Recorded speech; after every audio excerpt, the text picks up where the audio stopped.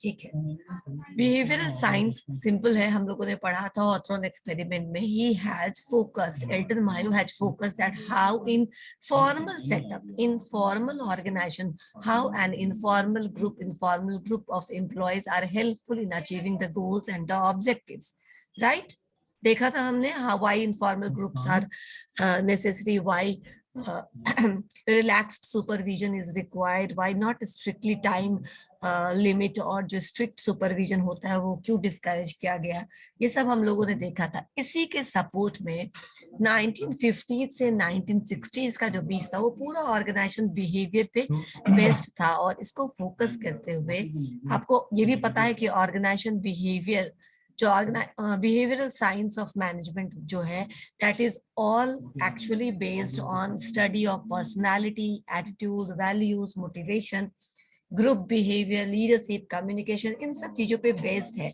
हम क्या पढ़ते हैं ओबी में, जब आप पढ़ेंगे थर्ड ईयर में तो आप यही सब पढ़ेंगे, वैल्यूज, पर्सनालिटी, एटीट्यूड्स, परसेप्शंस वगैरह वगैरह, ठीक है ना।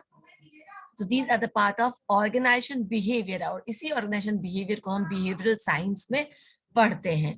अब आते हैं हम मास्लोज नीड हायरार्की थियरी पे। इन्होंने भी कहा कि कैसे, अब मोटिवेशन की बात हो रही है, वो हाउ एम्प्लॉयज आर मोटिवेटेड। अलग अलग थियरीज अलग अलग चीज बोलते हैं कि एक एम्प्लॉय किस चीज से मोटिवेटेड होता है, जो कि हम लोगों ने हॉथरॉन एक्सपेरिमेंट में देखा था कि हॉथरॉन एक्सपेरिमेंट में किस चीज से मोटिवेशन हुआ था, क्या मोटिवेशन था मेन, फ्लेक्सिबिलिटी, ठीक है ना, no rule and regulations, give them decision making, ठीक है ना, आप उनको डिसीजन मेकिंग का राइट दे रहे हैं, आप उनको फ्लेक्सिबल वर्किंग कंडीशन दे रहे हैं, आप उनको इनफॉर्मल ग्रुप्स बनाने का अलाउ कर रहे हैं। इसके कारण वो ज्यादा मोटिवेटेड फील करते हैं अपने वर्क प्लेस पे। मास्लोज नीड हायरार्की में क्या हुआ, मास्लोज नीड हायरार्की में मास्लो, अब्राहम मास्लो नाम है इनका, इन्होंने एक थियरी दिया 1943 में जिसको बोलते हैं हायरार्की ऑफ नीड्स। अब आपको हायरार्की का मतलब तो मालूम है, यस, हायरार्की का मतलब ऊपर से नीचे या नीचे से ऊपर के आते या जाते हुए जो सीढ़ी होता है, जो लैडर होता है, जो डिफरेंट पोजीशंस होता है। अब इन्होंने दिया है हायरार्की ऑफ नीड्स, यहाँ कोई पोजीशन का हायरार्की नहीं है, क्या चीज का है हायरार्की, नीड्स का हायरार्की है। नीड्स का मतलब तो तुम सबको मालूम होगा, राइट। नीड्स का मतलब मालूम है ना, आवश्यकता, व्हाट आर योर नीड्स, क्यों आप काम करते हैं। अच्छा ठीक है, तुम लोग सुनते होगे बार बार कि क्यों काम करते हैं हम लोग, ठीक है ना। तो कई लोग आपको बोलते होंगे कि अगर ये काम पसंद नहीं फिर भी करता हूँ, तो क्यों करता हूँ। किसी को कुछ काम पसंद नहीं है बट स्टिल मजबूरी है, करना पड़ता है। ये क्या मजबूरी है जिसके लिए उसको काम करना पड़ता है, ये मजबूरी उसको मोटिवेट करता है काम करने के लिए। समझ में आ रही है, मजबूरी कुछ नहीं है, आपकी आवश्यकताएं हैं। कल को कल छोड़ दो, अभी का एग्जांपल लेते हैं। आप अपने अगल बगल हर तरह के लोग, हर एज ग्रुप के लोग देखते होंगे, ठीक है ना। कोई भी किसी भी तरह का इंसान हो, वो कुछ ना कुछ अर्न जरूर करना चाहता है। सबसे पहले वो क्यों अर्न करना चाहता है, आपको मैं नहीं लेती हूँ अंडर कंसिडरेशन, क्योंकि आपके बहुत सारे रीजंस हो सकते हैं और आपके जो रीजंस होंगे उसमें आपका पर्सनल रीजन ज्यादा होगा, राइट। नॉर्मली पीपल इसलिए काम करते हैं। आप क्यों पढ़ते हो, चलो इसी का एग्जाम्पल, तो आप क्यों पढ़ते हो, anybody can answer, hand raise करेंगे अगर अनम्यूट नहीं कर पा रहे हो तो आई विल अलाउ, कर सकते हो तो करके बोलो।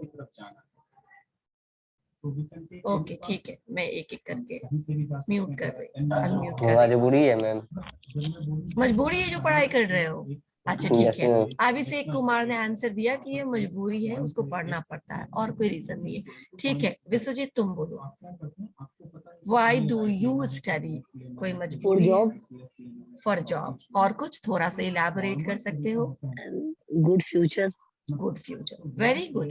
एक्चुअली हम इसीलिए पढ़ाई कर रहे हैं। अब तो अपना कैमरा ऑन कर दो, अब माइक ऑन करोगे तो कैमरा ऑफ कर लोगे, ये भी नहीं है, ओके। हम क्यों करते हैं काम, हम क्यों कर रहे हैं पढ़ाई अभी, इसलिए हम लोग पढ़ाई कर रहे हैं क्योंकि, ठीक है मैं समझ गई आंसर, मैं इसको एक्सप्लेन कर रही हूँ। मैं इस हम लोग इसलिए, एक मिनट, या से Tanu, you want to say something? You can unmute yourself and say. Yes, ma'am, to get a stability in life. Very good, to get stability in life, यानी कि सबके पास कुछ ना कुछ पर्पस है, कुछ ना कुछ नीड है जिसको परस्यू करने के लिए, जिसको फुलफिल करने के लिए आप लोग पढ़ाई कर रहे हैं। किसी की मजबूरी है, पढ़ना पड़ेगा, मदर फादर पीछे पड़े हुए हैं, किसी को फ्यूचर में सेट होना है, किसी को जॉब चाहिए, स्टेबिलिटी चाहिए।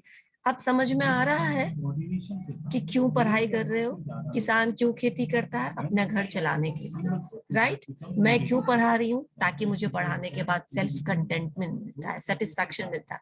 और वो सेटिस्फैक्शन सिर्फ लेक्चर डिलीवर करके नहीं मिलता, वो तब मिलता है जब आप भी रिस्पॉन्ड करते हो, जब आपको भी वो बात समझ में आती है, then I get the genuine satisfaction.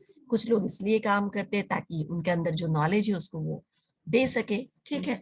हर आदमी का अपना अपना पर्पस है। कुछ लोग अपना मेन कंसर्न है कि अपना घर चलाना है, ठीक है ना, घर चलाने के लिए काम करते हैं, तरह तरह के काम करते हैं। इवन चोरी चकारी भी इसलिए करते हैं ताकि उनका घर चल सके, राइट। अनएम्प्लॉयमेंट है, काम नहीं मिल रहा है, तो they go for illegal ways, right. लेकिन वो कुछ ना कुछ तो मोटिवेशन है ना। ये जो नीड है आदमी के लाइफ में, जो ये आवश्यकताएं हैं, यही आवश्यकताएं उनको आगे रखता है, उनको काम करने के लिए प्रेरित करता है। This is according to Maslow's need hierarchy theory. Maslow ने कहा कि अगर आपकी सारी जरूरतें पूरी हो जाए तो आप काम करने में इतना इंटरेस्ट नहीं दिखाएंगे, ठीक है ना। आप काम नहीं करेंगे, आपका खाने पीने का कोई दिक्कत नहीं है, आपको घूमने फिरने का दिक्कत नहीं है, आपको जो भी लग्जरी चाहिए, जो भी कंफर्ट चाहिए, आपको कुछ सब कुछ है आपके पास, तो why will you motivated to do anything, right. अलग अलग मोटिवेशन होता है, ठीक है ना, लोगों के अलग अलग मोटिवेशन होता है। इस नीड को, ठीक है, इस नीड को सेटिस्फाई करने के लिए लोग काम करता है, यानी कि मोटिवेशन का मेन जो जड़ है वो आपकी आवश्यकता है, जिसको आप सेटिस्फाई करने के लिए काम करते हैं। ये तो एक बात हुई। अब इस नीड्स को इन्होंने क्या किया, दो भाग में बांट दिया। दो भाग में बांटने का मतलब, एक तो आपकी प्राइमरी नीड्स है, प्राथमिक आवश्यकताएं या बेसिक नीड्स जिसको हम बोलते हैं, जिसके बिना आप रह नहीं सकते हो, ठीक है ना। और एक है सेकेंडरी नीड्स या फिर साइकोलॉजिकल नीड्स। दो नीड्स में बोलो, एक डायग्राम पर मैं ले चलती हूँ तुम लोगों को, डायग्राम देखना जल्दी समझ में आएगा। This is the diagram, this is the pyramid, right. ये नीड्स को शो करता है। अब आपके, मैंने कहा कि नीड्स के कारण आप मोटिवेटेड होते हैं और काम करते हैं। मेरी आवश्यकता है कि रोज मैं कुछ ना कुछ पढ़ाऊं, बच्चों को कुछ ना कुछ समझ में आए। अगर आपको आज का 2 पॉइंट भी समझ में आ गया तो आई विल थिंक कुछ तो आपको मैंने कल से ज्यादा आपके अंदर इम्प्रूवमेंट में मैंने कंट्रीब्यूट किया, राइट। वो मेरी आवश्यकता है। अब ये क्या है, बेसिक नीड्स। बेसिक नीड्स किसको बोलते हैं ये समझेंगे। दो भाग में मैंने कहा, लेकिन तुम्हें तीन दिख रहा है, दिख रहा है ना। Self fulfilment, psychological and basic, तीन दिख रहा है ना। बोलोगे मैम ने गलत पढ़ाया, नहीं। Now I clear you. Basic needs मतलब वो आधारभूत आवश्यकता, जिसको हम रोटी कपड़ा और मकान बोलते हैं ना। बेसिक नीड्स में फंडामेंटल नीड्स, जो रोटी कपड़ा और मकान का बात होता है वो हमारे बॉडी से रिलेटेड नीड्स है, हमारे फिजिकल रिक्वायरमेंट है, ठीक है ना। क्या हमारे दिमाग से रिलेशन नहीं है इसका, ये हमारे बॉडी से रिलेटेड है, ठीक है। दिमाग is the part of our body, I know. Brain है, ये भी हमारे ही बॉडी का पार्ट है। लेकिन हम इससे किसी मेंटल नीड को सेटिस्फाई नहीं कर रहे, हम अपने फिजिकल नीड्स को सेटिस्फाई कर रहे हैं। तो जो बेसिक नीड्स है, अब तुम तीन भाग में अभी छोड़ दो, अभी तुम दो मान लो। Basic needs, lower order needs, higher order needs. Lower order needs में दो चीजें आए, physiological needs and safety needs. ये लोअर ऑर्डर नीड्स हुए। समझ में आया, समझ में आ रहा है। लोअर ऑर्डर नीड्स में आ गए हमारे physiological needs and safety needs. Higher order needs में आ गए belongingness, esteem and self actualisation. दो मैंने बता दिया। अब देखो, ये जो नीचे का दो है वो हमारे, मैंने कहा ना, बॉडी से रिलेटेड है, फिजिकल रिक्वायरमेंट, और ये बेसिक नीड्स है। इसकी पूर्ति के बिना हम आगे का कुछ भी कल्पना नहीं कर सकते, कुछ भी सोच नहीं सकते। लेकिन जब ये नीड सेटिस्फाई हो जाएंगे तो हम आगे का सोचेंगे। ये जो आगे का होगा ये हमारा फिजिकल नीड्स नहीं होकर के हमारा साइकोलॉजिकल नीड्स होगा, हमारे मानसिक आवश्यकताओं की पूर्ति करेगा ये ऊपर वाले नीड्स। और फिर तुम्हें तीसरा दिख रहा है जो हाईएस्ट ऑर्डर नीड्स है, जो इस पिरामिड के सबसे ऊपर है, अपेक्स पे है, उसको हमने बोला सेल्फ एक्चुअलाइजेशन नीड्स, ठीक है। एक एक करके मैं चलती हूँ। सबसे पहले चलते हैं फिजियोलॉजिकल नीड्स पे। फिजियोलॉजिकल नीड्स मैं बोलती हूँ, कभी कोई सिखाता है जब तुम्हें प्यास आती है तो क्या तुम्हें तुम्हारी मदर आके बोलती है कि तुम्हें प्यास लगी है, पानी पी लो, या तुम्हें खुद समझ में आ जाता है कि मुझे प्यास लगी है? बताओ, हैंड रेज करो, मैं म्यूट करूंगी। ओके, ठीक है, अनम्यूट करिए। ये जो नीड्स हैं इसमें खुद समझ में आ जाता है। कैसे समझ में आ जाता है? बच्चा जो छोटा न्यू बॉर्न चाइल्ड होता है, एकदम 2-4 दिन का बच्चा, उसको तो कुछ भी सीख समझ के नहीं आया है, उससे भी भूख लगती है तो क्या करता है? रोता है, सो दैट कि आप उसकी बेसिक नीड्स को पूरा कर दीजिए, आप उसको दूध पिला दीजिए। Getting the point? उसको ठंड लगती है तो थोड़ा रोता है ताकि आप उसको कवर अप कर दीजिए, राइट? वो कुछ नहीं बोलता है, वो बस रोता है, और वो आपको दिखाता है कि उसका बॉडी उसको सिखाता है, ठीक है ना, कि तुम्हें भी रोना है। क्यों रोना है? तो मम्मी आएगी तो देख लेगी गीला हो गया है, चेंज करा देगी। मम्मी देखेगी कि भूख लगा है, कुछ खिला दे, कुछ पिला देगी। Getting the point? तो ये सीखने सिखाने की चीज नहीं है। आपको नींद आती है, कोई नहीं सिखाता है कि कैसे सोना है। कहीं भी रहते हो तो घुलट जाते हो। मेरे क्लास में कितनी बार घुलट गए हैं कितने बच्चे, राइट? मैं उनको उठाती हूँ, बोलती हूँ जाओ बाहर से हाथ मुंह धो करके आओ। Getting the point?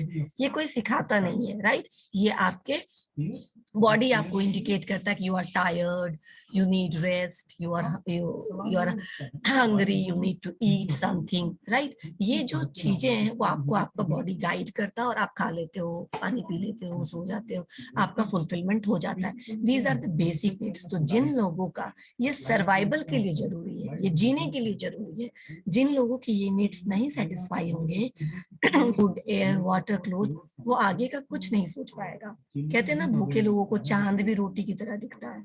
क्यों? क्यों दे? पेट भरा रहे तो वो चांद ही दिखेगा, वो रोटी नहीं दिखेगा। लेकिन भूख लगी रहती है ना, तो वो दिखता है गोला, रोटी की तरह, ठीक है? क्योंकि आपने, ठीक है, उस हंगर को कभी महसूस नहीं किया होगा, लेकिन ऐसे बहुत सारे लोग हैं जो उस हंगर को रोज ही महसूस करते हैं, राइट? तो वो अपने फिजियोलॉजिकल नीड्स को ऐसे लोग सेटिस्फाई करने के लिए कोई भी काम करते हैं। मैंने कहा ना, रिक्शा चलाते हैं, दिहाड़ी पे काम करते हैं, मजदूरी करते हैं, जो भी करते हैं, लेकिन अपने फिजियोलॉजिकल नीड्स को वो भी सेटिस्फाई करते हैं। कोई है जो खाए बिना रहता है 10-20, 1 महीना 2 महीना? बताओ, नहीं है। सब लोग खाते पीते हैं। तो अब नेक्स्ट, जब आपके इन सब चीजों के का सेटिस्फेक्शन हो जाता है, फिर आपको लगता है चलो खाना पीना इस सब का तो कोई टेंशन नहीं है, इस शहर में आए थे, खाने पीने का इंतजाम हो गया, मैं इतना कमा लेता हूँ कि खाने पीने का कोई दिक्कत नहीं है। अब क्या करूँ? What should be the next? Safety needs. अब आपके दिमाग में आएगा, खाना पीना सारा तो खा लेते हैं, अब ऐसा नहीं कि सारा पैसा इसी में उड़ा ले, थोड़ा सेविंग किया जाए। क्यों सेविंग किया जाए? क्यों सेविंग किया जाए? ताकि फ्यूचर में कल को मैं बीमार पड़ जाऊं तो मेरे पास पैसा रहे कि मैं दवा ले सकूं, मैं अपना इलाज करा सकूं। क्यों सेविंग किया जाए? ताकि मैं कल को अपने बजट के हिसाब से घर अफोर्ड कर सकूं, है ना? 1 BHK 2 BHK मैंसन, जो भी आपको करना, आप करते हैं ना, हम उस तरीके से प्लान करते हैं। थोड़ा पैसा और बचेगा, हम मेडिक्लेम ले लेते हैं, हम LIC में इन्वेस्ट करते हैं, हम अपने फ्यूचर को इंश्योर करते हैं, राइट? LIC का टैगलाइन ही है, जिंदगी के साथ भी जिंदगी के बाद भी। मतलब आप अपने फैमिली को, जिंदगी जब तक आप जिंदा है तब तक तो आप प्रोटेक्ट कर ही रहे हो, आपकी नहीं रहने के बाद भी आपकी फैमिली प्रोटेक्टेड रहे, इसलिए आप LIC में इन्वेस्ट करिए। समझ रहे हैं? जीवन बीमा हम लोग कराते हैं। अब ये सब समझ में आ रहा है थोड़ा थोड़ा? दीज आर सेफ्टी नीड्स, ठीक है ना? आपने क्या किया? अपने आप को, अपने परिवार को सेफ एंड सिक्योर कर लिया। फ्यूचर भी उनका थोड़ा बहुत आपके कंट्रोल में है। अचानक से अगर कोई ऐसी आफत आएगी तो आप बिल्कुल से परेशान नहीं हो जाएंगे। You have done provisions for that. Getting the point? आप उसके लिए भी प्रबंध करके रखते हैं। तो ये दोनों बेसिक नीड्स हैं। इसके बिना आप किसी तीसरे नीड्स के बारे में, जिनकी ये दो नीड्स नहीं सेटिस्फाई होती, वो कभी किसी और चीज के बारे में नहीं सोचते। कहाँ घूमने जाना है, कौन से ब्रांड का कपड़ा पहनना है, उनको कोई मतलब नहीं है इन सब चीजों से, राइट? तो पहले ये दो नीड्स सेटिस्फाई करने होते हैं। तो पहले लोग क्यों काम करता है, तो इस नीड्स को सेटिस्फाई करने के लिए, फिजियोलॉजिकल नीड्स को सेटिस्फाई करने के लिए। आप भी जब नौकरी शुरू करेंगे तो सबसे पहले अच्छा खाएंगे, पिएंगे, पहनेंगे, अच्छे घर में रहेंगे, ये सब पहले करेंगे। फिर जब थोड़ा अच्छा कमाने लगेंगे तो इन्वेस्ट करेंगे, मम्मी पापा फोन करके बोलेंगे भाई थोड़ा पैसा बचा भी लो, सारा पैसा उड़ा देते हो, तो आप बैंक में अकाउंट खुलवाएंगे, या फिर आपका सैलरी अकाउंट रहेगा तो इन्वेस्टमेंट करोगे, म्यूचुअल फंड खरीदोगे, LIC खरीदोगे, वगैरह वगैरह। उसके बाद अब क्या, ये दो नीड्स तो सेटिस्फाई हो गया, अब जिंदगी यहाँ खत्म नहीं होनी है, आगे बढ़ना है। Then you come to the needs of belongingness and love needs.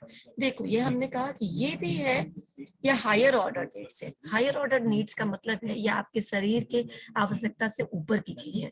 क्या है, दिमाग की जरूरत है, ठीक है ना। दिमाग की क्या जरूरत है, कोई भी, अच्छा ठीक है, तुम पुराने जमाने में सुनते होगे कि गांव घर में जब किसी फैमिली, कोई फैमिली ऐसा कुछ करता था जो एक्सेप्टेबल नहीं होता था उस सोसाइटी में, तो what they used to do, कोई बोलना चाहेगा what they used to do with such families? किसी के पास कोई आइडिया है मैं क्या बोलने जा रही हूँ या क्या पूछना चाह रही हूँ? हैंड रेज करो, मुझे पता चल जाएगा। ओके, जस्ट ए मिनट, या बोलिए। मैम आप यही बोलना चाह रहे हैं ना, अगर अपने फैमिली में अगर कोई काम गलत हो जाए तो अपना शर्मिंदा होना पड़े। नहीं, मैं ये बोलना चाह रही हूँ, सुनो पूरी बात, कि अगर तुम अपने गांव में, तुमने पुराने जमाने में सुनते होगे तुम कि गांव में अगर कोई फैमिली, कोई ऐसा, उसके घर के लोग या बच्चे या कोई कुछ ऐसा काम करते हैं जो उस जगह एक्सेप्टेबल नहीं होता है, उस सोसाइटी में एक्सेप्टेबल नहीं होता है, तो वो क्या करते हैं, हाँ, तो वो गांव उस परिवार के साथ क्या करता है, एक मिनट, हेलो, हाँ बोलो, जल्दी बोलो, क्लास में, ठीक है, बोलो। वही बोलता है, मैं ऐसी हरकत करी इसके बाद ना हो, और उसको अच्छा ठीक है, एक्सेप्ट करके उसको माफी चलो माफ माफी कर देता है, देता, इसलिए ठीक है, मैं हमें। ये नहीं पूछने वाली थी। चलो अभिषेक, ठीक है, म्यूट कर लो। ओके, या धर्मजीत से, सोसाइटी से बाहर कर देता है मैम। Very good. चलिए, आंसर मुझे मिल गया तो मैं किसी और का भी अनम्यूट नहीं कर रही हूँ। Very good.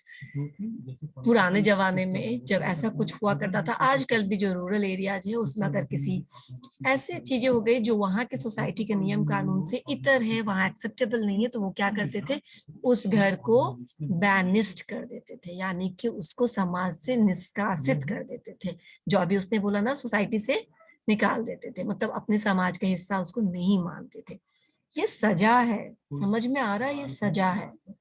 कैसे सजा है मैं बताती हूँ। तुम्हारे क्लास में कल को तुम लोग सब लोग जब सब कुछ ठीक हो जाएगा और कॉलेज आना शुरू करोगे, और धर्मजीत से कोई भी बात नहीं करेगा, ठीक है ना, nobody will talk to Dharamjeet, ठीक है ना, इससे बात नहीं करना है, सब लोग लॉबिंग कर लो, इसको एकदम से छोड़ दो, ना इसको हेल्प करना है, ना इसको नोट्स बताना, ना इसको एग्जाम का बताना, ना इससे कुछ पूछना है, ना इसके साथ लंच करना, ना इसके साथ घर जाना, ना इसके साथ रहना।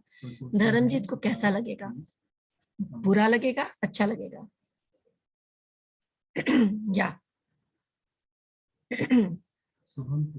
यस, अच्छा लगेगा मैम उसको। अच्छा। धर्मजीत आपको कुछ बोलना है?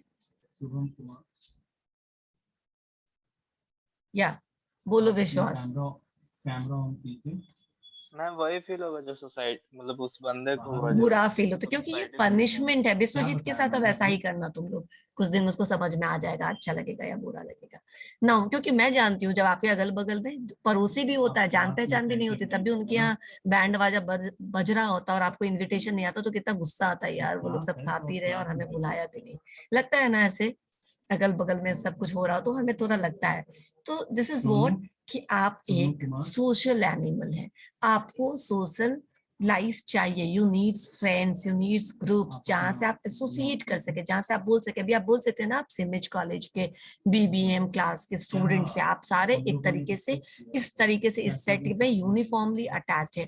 सेंस ऑफ बिलोंगिंगनेस का मतलब होता है जहां से तुम खुद को रिलेट कर सको, ठीक है। ये मेरा गांव, ये मेरा देश, कितना बड़ा मुद्दा होता है, ये सब होता है कि नहीं। ये मेरी लैंग्वेज होती है ना, क्यों? क्योंकि आपको उस भाषा से, उस जगह से, उस गांव से अटैचमेंट है। यही अटैचमेंट आपके दिमाग के लिए एक ये देता है कि तुम अकेले नहीं हो, तुम्हारे साथ ये सोसाइटी है, तुम्हारे साथ ये ग्रुप है, तुम्हारे साथ ये सर्कल है जहां तुम क्या कर सकते हो. If you are happy you can give them party and you can celebrate your happiness. अगर आप दुखी हैं you can share your sorrow with them and you can reduce a little bit of stress. Right, ठीक है ना. आपको stress को बाहर निकालने का एक जरिया मिलता है उस ग्रुप के हिसाब से. तो ये ग्रुप चाहिए, ये बिलोंगिंगनेस चाहिए, आपको प्यार चाहिए, आपको सपोर्ट चाहिए, आपको वो ग्रुप चाहिए जो आपको एक्सेप्ट करे. अदरवाइज आपके लिए वो सजा होगी जैसे उस परिवार के लिए होता था जिसको अलग कर दिया जाता था, समाज से काट के हटा दिया जाता था. ना उनके यहाँ कोई इनविटेशन जाता था, ना उनको कोई बुलाता था, ना वो किसी को बुला सकते हैं. Getting the point. तो ये पनिशमेंट होता था वो सच में, क्योंकि वो आपके साइकोलॉजिकल लेवल पे काम करता है. ओके, अब यहाँ तक समझ में आ गया तो आगे चलेंगे कि अब आपका क्या है कि नहीं. तो सबसे पहले खाना पीना हो जा रहा है, कमाना उमाना हो रहा है, फ्यूचर को थोड़ा सा ठीक ठाक कर लिया है, घर बना लिया है, या फिर LIC ले लिया है, या फिर मेडिक्लेम ले लिया है, इंश्योर्ड है मेरा फ्यूचर. तो अब क्या करेंगे, हम दोस्ती करेंगे, लोगों से बातचीत करेंगे, लोगों के साथ उठेंगे बैठेंगे, उनकी बातों में दुख सुख में शेयर करेंगे. तो रिलेशनशिप बॉन्ड जो होगा वो स्ट्रांग होगा. यहाँ तक हो गया. अभी क्या हुआ, तीसरा प्रॉब्लम देखो. जैसे जैसे नीड्स क्या अनंत है, आवश्यकताएं अनंत है. आपने तो सुना है ना, कभी आपकी जरूरत पूरा नहीं होती. तो यही बोल रहे मास्लो भी कि जरूरत पूरी नहीं होगी, और जो जरूरत तुम्हारे सामने आएगा उसी जरूरत को पूरा करने के लिए आप मोटिवेटेड रहोगे, काम करने के लिए तैयार हो जाओगे. So the next level needs is steam needs. Steam needs का मतलब, स्टीम का मतलब तो बताओगा तुम लोग को, मान सम्मान इज्जत मर्यादा. अब तुमको लगेगा इस ग्रुप ने मुझे एक्सेप्ट तो कर लिया, लेकिन इस ग्रुप में मेरी कोई इज्जत नहीं है. ठीक है ना, कोई इज्जत नहीं है, लोग पूछते ही नहीं मुझे, मैं आऊं ना आऊं कोई फर्क ही नहीं पड़ता है इनको.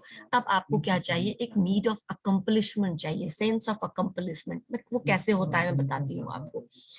देखो, एक परिवार में जब एक किसी भी परिवार का बच्चा IIT निकालता होगा, ठीक है ना, या फिर वो UPSC क्रैक करता होगा, या BPSC, या ऐसे कोई हायर ऑर्डर का काम क्रैक कर लेता है, देख तो पूरे गांव में एक न्यूज बन जाता है, या पूरे इलाके में न्यूज बन जाता है, न्यूज़पेपर में आता है. क्यों?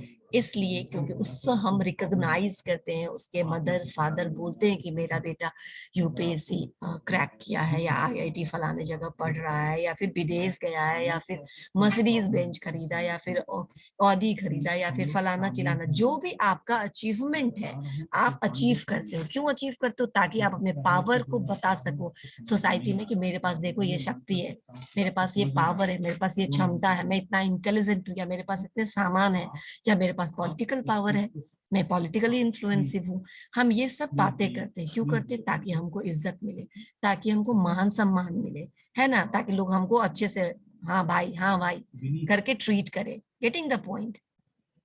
हाँ, कभी कभी जब देखते हो कि लड़ाई हो रहा है या किसी में डिस्प्यूट हो गया, तो दे विल गिव रेफर कि मेरे फलाने चाचा यहाँ के कलेक्टर हैं.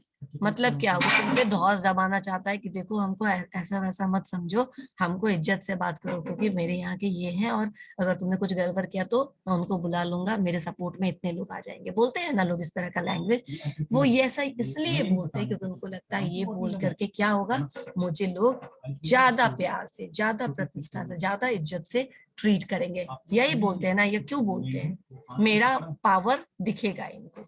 राइट. तो स्टीम नीड्स भी आपके साइकोलॉजिकल नीड से रिलेटेड है कि अब आप अपने लिए उसी ग्रुप में स्थान चाहते हो. अच्छा, कुछ लोग मटेरियलिस्टिक होते हैं, तो वो बोलते हैं कि मेरे बेटे ने यहाँ घर लिया, वहां घर लिया, यहाँ गाड़ी खरीदी, इतने जगह इतना पैकेज हो उसका. वो मटेरियलिस्टिक है, उनको लगता है कि इन सब चीजों को बोल करके मुझे इज्जत मिलेगी. मिलता भी है, हमारे सोसाइटी में इन्हीं को इज्जत भी दिया जाता है. कुछ लोग सोचते हैं कि मेरे बेटे ने बुक लिखा, मेरे बेटे को फलाना अवार्ड मिला, साहित्य अकादमी अवार्ड मिला, मेरे फादर को मिला, तो वो ये बोलते ताकि आप समझे कि मैं लिटरेरी बैकग्राउंड से हूँ, मैं पढ़े लिखे परिवार से हूँ. देखो मेरे फादर को साहित्य अकादमी अवार्ड मिला. समझ में आ रहा है? पद्मश्री मिला, ये मिला, वो मिला. मैं ये बोलूं कि ये सब भी आपके लिए इज्जत की बात होती है ना. तो हम इसीलिए ये सब करते हैं, हम इसीलिए कोई काम करते हैं ताकि हमें जब अवार्ड मिले तो हमको इज्जत और सम्मान के साथ ट्रीट किया जाए. एक मिनट, लगता है तुम लोगों का कुछ दिख नहीं रहा होगा, मैं अभी फिर से शेयर कर देती हूँ. ठीक है, ओके। तो स्ट्रीम नीड्स, यहाँ तक कोई प्रॉब्लम है? हैंड रेज करो, मैं अनम्यूट कर दूंगी। यहाँ तक कोई प्रॉब्लम है? अभिषेक, कोई प्रॉब्लम है? वो पहले था मैम। ठीक है, आपका बता दो।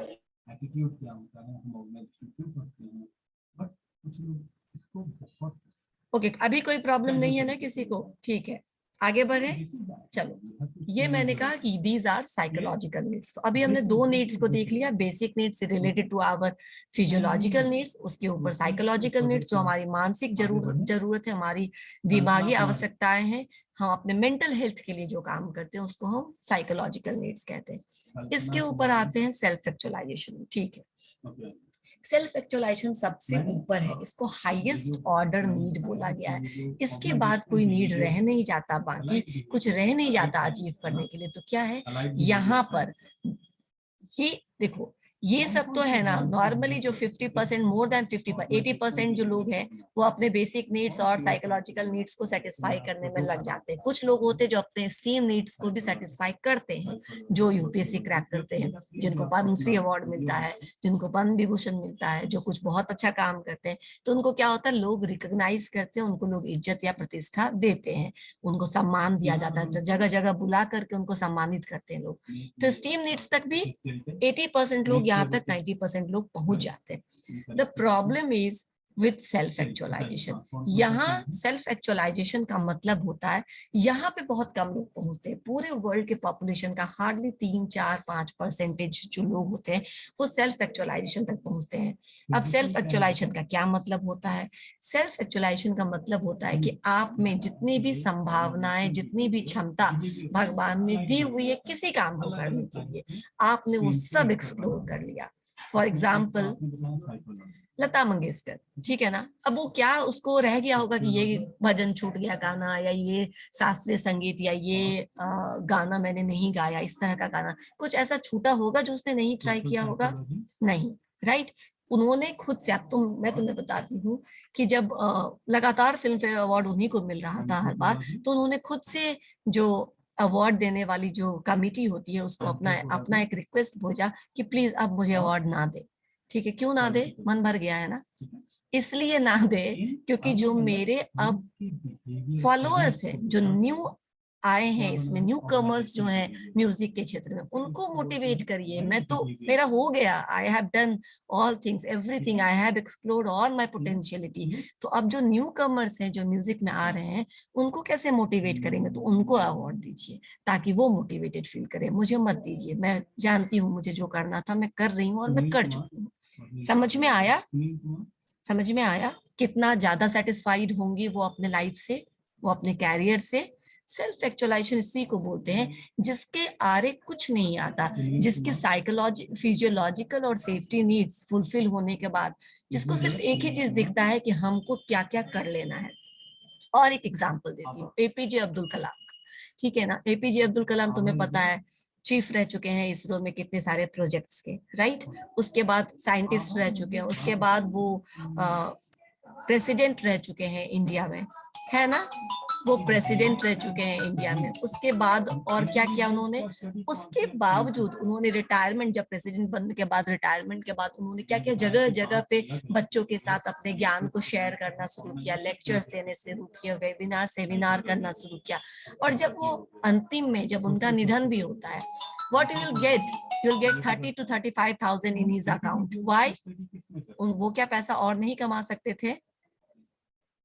बोलो, कोई भी अनम्यूट करके। और पैसा बना सकते थे कि नहीं? उनके अकाउंट में 30-35 हजार मिला, ऐसा क्या मतलब है? कि उनका फोकस पैसे पर नहीं था, है ना। उनका फोकस किस चीज पे नहीं था? उनका फोकस पैसा कमाने पे नहीं था, उनका फोकस ये स्टीम उनको नहीं चाहिए था जो पैसे के बदौलत लोगों को मिलता है, उनको ये लव एंड बिलोंगिंगनेस नहीं चाहिए था, उनको तो ऐसे ही ये सब मिल रहा था। उनका फोकस था कि मैं अपना पूरा पोटेंशियल, मैं अपनी पूरी क्षमता को, जिस चीज के लिए मैं आया हूँ, अपना अंतिम सांस उसी काम में लगा दूं, राइट। तो उनके लिए पैसा, घर, गाड़ी कुछ मायने नहीं रखता था। सेल्फ एक्चुअलाइजेशन इसी को बोलते हैं कि achieving one's full potential including creative activities. यानी आप जो कुछ भी कर सकते हैं, जो आर्टिस्ट होते हैं वो इस तरह के होते हैं। जो साइंटिस्ट थे, मैंने जिसकी बात बताई, वो इस कैटेगरी में आए जिनके लिए इम्पॉर्टेंट है अपनी क्षमता को पूर्णतया यूज करना। तो इस तरीके के लोग आपको समाज में कितने मिलेंगे? उंगली पे गिने चुने, राइट?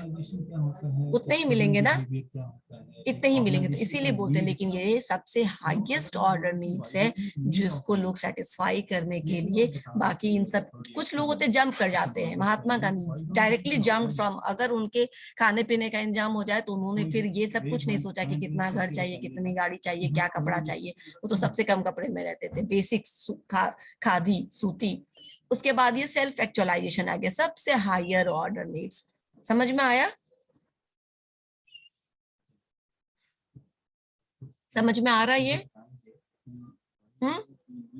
ठीक है, तो ये हमारा मास्लोस थियरी हो गया।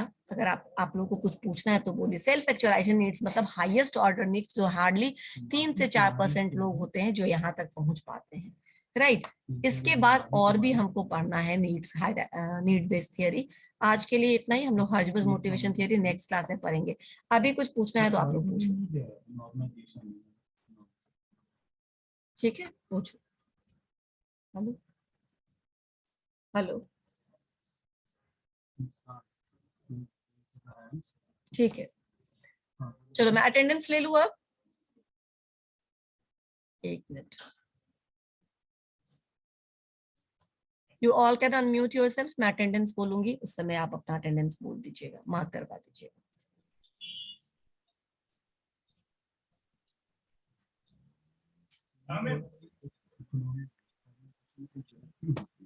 एक सेकंड।